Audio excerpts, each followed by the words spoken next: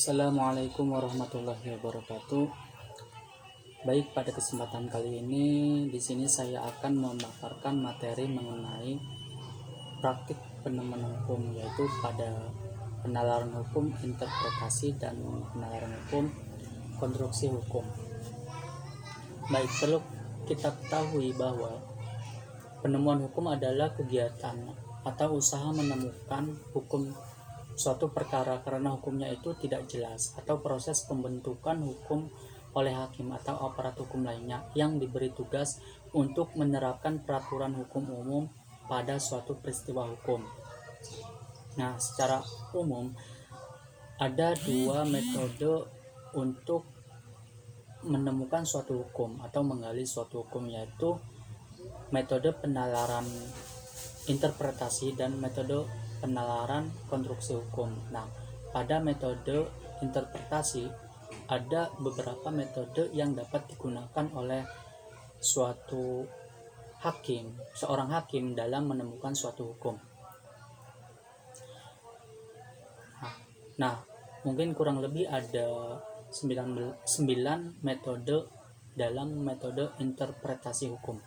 Nah, yang pertama yaitu metode gramatikal, yang mana pada metode ini yaitu seorang yang mau menemukan suatu hukum, yaitu menafsirkan kata-kata yang ada dalam undang-undang sesuai kaidah bahasa dan tata bahasa yang diatur dalam KBBI. Yang mana dalam metode ini seorang hakim berusaha untuk menemukan makna kata dengan menelusuri kata-kata yang digunakan oleh si pembuat undang-undang terhadap kata yang digunakan dalam undang-undang tersebut.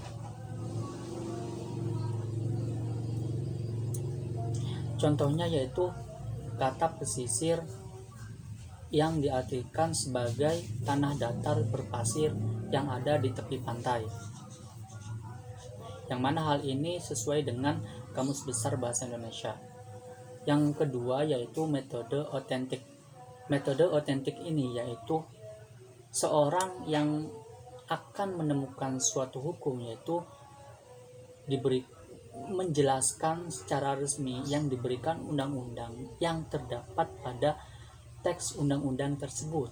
Contoh, semua kata lingkungan hidup yang ada pada dalam Undang-Undang Nomor 23 Tahun 1997 tentang pengelolaan lingkungan hidup yang dapat kita tafsirkan sesuai dengan bunyi pasal 1 butir 1 undang-undang tersebut, yaitu suatu kesatuan ruang dengan semua benda, daya, keadaan, dan makhluk hidup yang ada di dalam bumi ini. Metode selanjutnya yaitu metode sosiologis atau teleologis. Nah, pada metode ini seorang yang akan menemukan suatu hukum melakukan menafsirkan dengan cara penyesuaian antara peraturan hukum dengan keadaan baru yang ada di masyarakat. Contoh, kata dikuasai suatu negara dalam pasal 33 Undang-Undang 1945 yang ditafsirkan bahwa negara tidak lagi harus memonopoli sendiri pengelolaannya. Oleh sebab itu, untuk sumber daya air yang notabene sumber hidup suatu masyarakat, baik itu manusia maupun hewan, tumbuhan, dan lain sebagainya, tidak perlu harus diusahakan oleh badan usaha milik negara atau daerah. Kemudian selanjutnya yaitu ada metode sistematis atau logis. Nah, seorang yang ingin menemukan suatu hukum itu melakukan suatu penafsiran yang dengan cara menafsirkan undang-undang atau peraturan sebagai bagian dari keseluruhan sistem perundang-undangan yang terkait.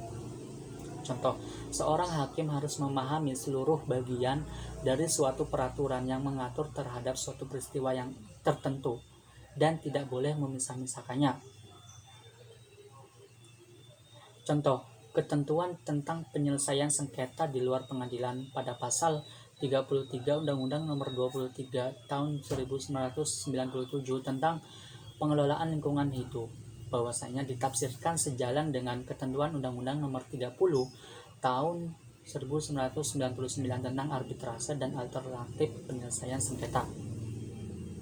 Metode selanjutnya yaitu metode historis, yang mana seorang yang ingin menemukan suatu hukum yaitu harus menyimak latar belakang sejarah hukum atau sejarah dirumuskannya suatu peristiwa tertentu, dirumuskannya suatu undang-undang tertentu.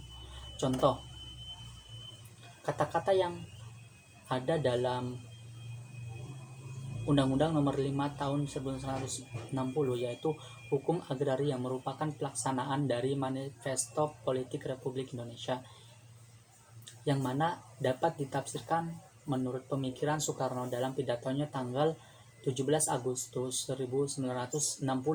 Ia menyatakan pada waktu itu bahwa negara harus mengatur pemilikan tanah dan memimpin penggunaannya, sehingga semua tanah yang ada dalam kedaulatan negara Republik Indonesia itu dipergunakan semestinya, yaitu dengan tujuan untuk memakmurkan dan memberikan manfaat kepada masyarakat Indonesia.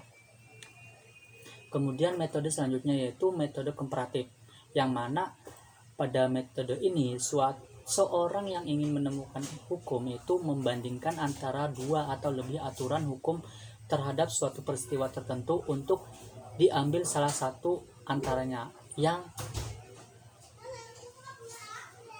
aturan tersebut yaitu memenuhi rasa keadilan serta kebermanfaatan dan kepastian hukum pada masyarakat. Metode selanjutnya yaitu metode antisipatif atau metode futuristis, yang mana seorang yang ingin menemukan suatu hukum yaitu dengan cara menafsirkan mengacu kepada RUU atau rancangan undang-undang yang dicita-citakan, atau dalam hal ini ius constituendum. Contoh, rumusan wilayah pesisir ditafsirkan sebagai kawasan perairan yang menghubungkan antara ekosistem yang ada di darat dan yang ada di laut, yang mana sangat rentan terhadap perubahan akibat aktivitas manusia di darat dan di laut. Secara geografis, ke arah darat sejauh pengaruh dari darat seperti air sungai, sedimen, dan pencemaran dari darat.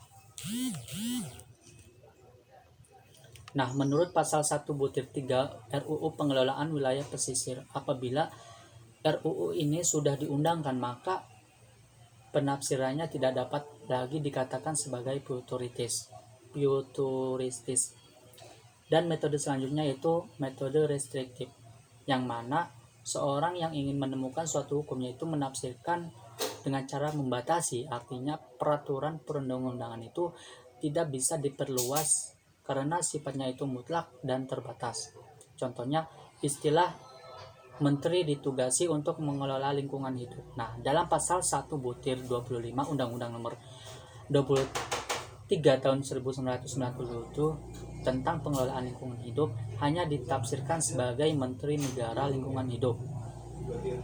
Kemudian metode selanjutnya yaitu metode ekstensif, yang mana metode ini kebalikan dari metode restriktif, yang mana metode ini dengan cara meluas kata-kata yang ada dalam undang-undang tersebut. Contoh, menteri yang ditugasi untuk mengelola lingkungan hidup yaitu dapat ditafsirkan sebagai bukan hanya menteri negara yang bertugas lingkungan hidup, akan tetapi juga semua menteri yang termasuk dalam bidang-bidang tersebut. Kemudian selanjutnya yaitu metode penalaran konstruksi hukum. Nah, pada metode penalaran konstruksi hukum ini ada 3 jenis metode yang dapat digunakan oleh seorang hakim untuk menemukan suatu hukum, yaitu metode analogi, yang mana metode ini dengan cara mengabstraksi prinsip suatu ketentuan untuk kemudian prinsip ini diterapkan seolah-olah memperluas keberlakuannya. pada suatu peristiwa yang belum ada aturannya. Contoh dalam pasal 1576 KUH Perdata bahwasanya jual beli tidak memutuskan hubungan sewa menyewa. Bagaimana dengan hibah? Apakah hibah juga memutuskan hubungan sewa menyewa? Mengingat pada KUH Perdata itu tidak menjelaskan mengenai hibah. Nah, pada pasal 1576 KUH Perdata ini dapat dikonstruksikan juga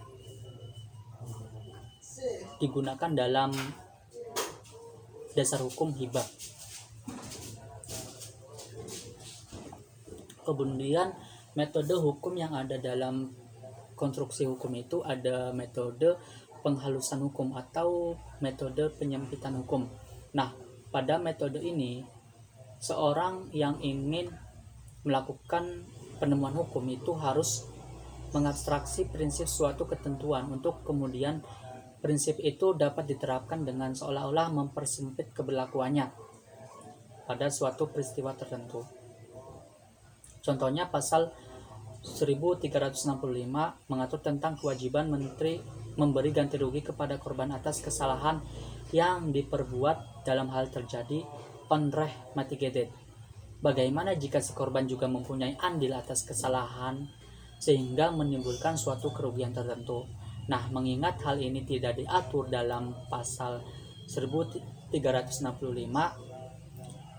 dapat dikonstruksikan menjadi ketentuan baru bahwa si korban juga berhak mendapatkan ganti rugi, tapi tidak secara penuh.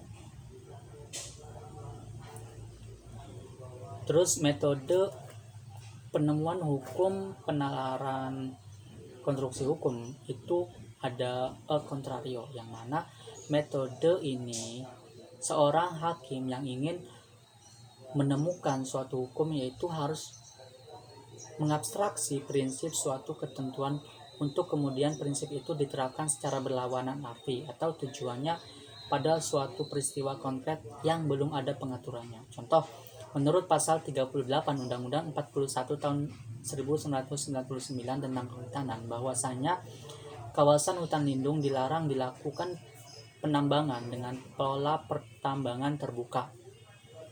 Nah, bagaimana jika pertambangan ini bukan pertambangan terbuka? Maka undang-undang ternyata tidak menyatakan secara eksplisit dengan argumentum contrario. Dapat saja disimpulkan bahwa karena aturan ini tidak diatur, maka kawasan hutan lindung dapat dilakukan penambangan asalkan tidak dengan pola pertambangan terbuka. Nah, mungkin itu saja yang dapat saya sampaikan mengenai penalaran hukum interpretasi dan penalaran hukum konstruksi hukum. Kurang lebihnya mohon maaf. Wassalamualaikum warahmatullahi wabarakatuh.